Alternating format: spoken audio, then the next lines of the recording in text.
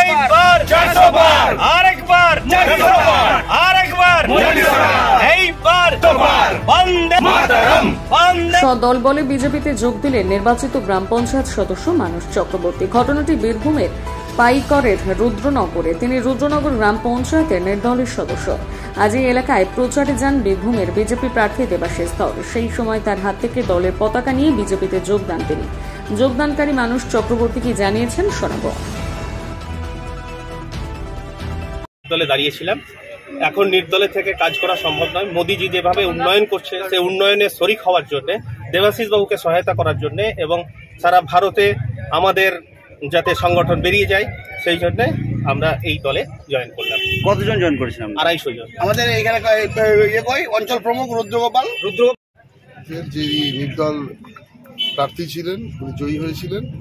উনি আজকে 250 স্থানীয় যে ওনার অনুগামী রয়েছে সহ আমাদের বিজেপিতে যোগদান করলেন এবং ওনার যোগদানের ফলে আমাদের এই এরিয়াতে আরও শক্তিশালী সংগঠন তৈরি হবে এবং লোকসভার আগে এইভাবে জয়েনিং আমাদের প্রচুর মনোবল দেবে।